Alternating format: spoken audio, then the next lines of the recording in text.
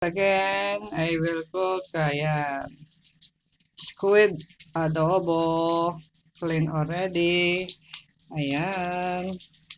Ayan ko na siya sa ang garlic, onion. Ayan, garlic, onion, ginger. No, I forgot to put lemongrass maybe later. Or no need lemongrass. I'm in a hurry to cook because very hot in the kitchen. Today weather is like a hell. So hot. Very hot. Then, lagyan na natin.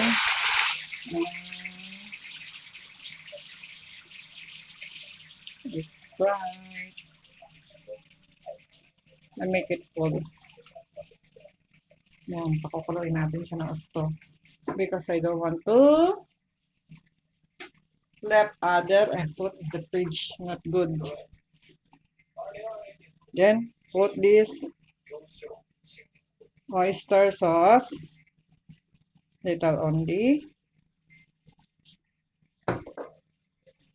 No need to put water because there is Sprite. So another twist.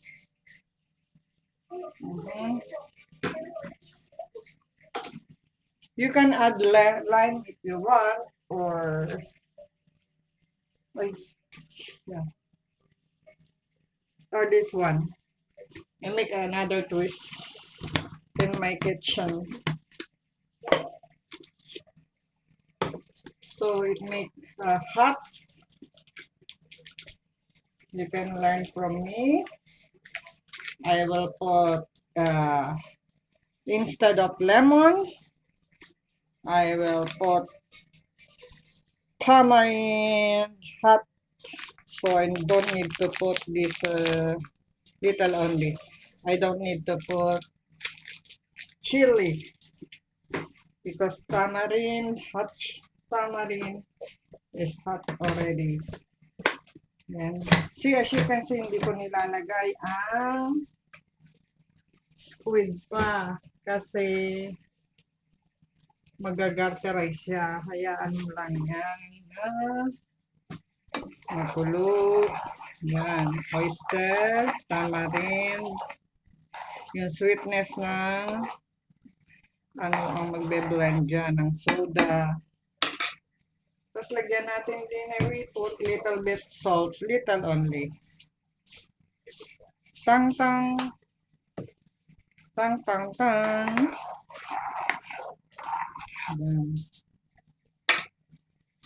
Or if you want to add little bit soy sauce, little only. Okay? Oh. Little only. Yan. Oh, little is 1 spoon. It's like 1 spoon. You can add to balance. Yan, see?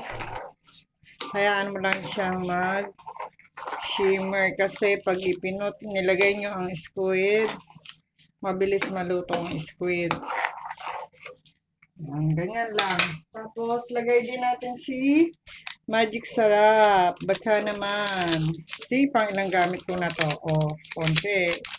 Konti lang. Kasi, masama ang sobra. Lahat ng sobra ay masama. Too much will kill you. Too much salt you can have a kidney or UTI. Everything too much will kill you. That's why balance only in everything. See? Ayan na. Nagkulo-kulo na siya. Kasi pag nilagay ko yung itong si squid, fresh na fresh yan. Tastes good. No need to add sugar. Kasi yung soda nagbigay tamis na, sweetness. anything what you want to cook in the squid, you can do. Yan. Shimmer lang natin ng maliit siya na magkonting sabaw. Kasi if I put squid give a little water. But I drain already the squid. Ayan natin siya. Maglasa. Yan. Kumonti ang sabaw para magkonti siya. You see the taste.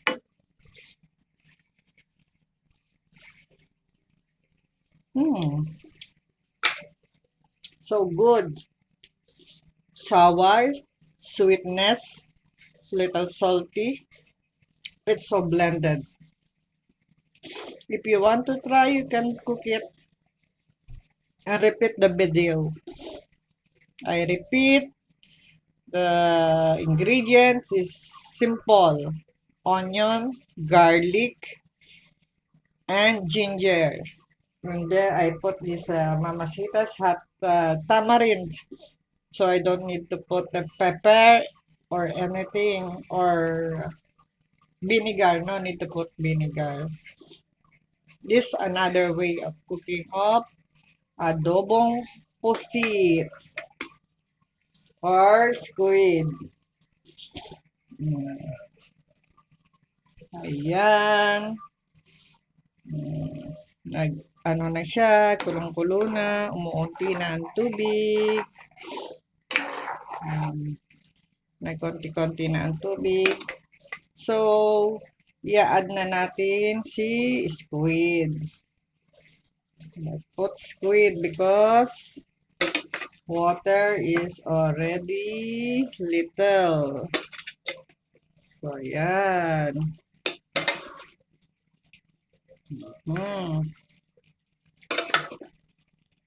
Malaki ang hiwa ko kasi liliit din siya.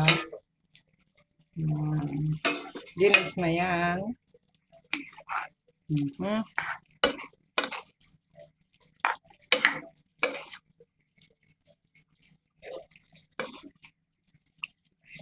Okay, see, easy to cook.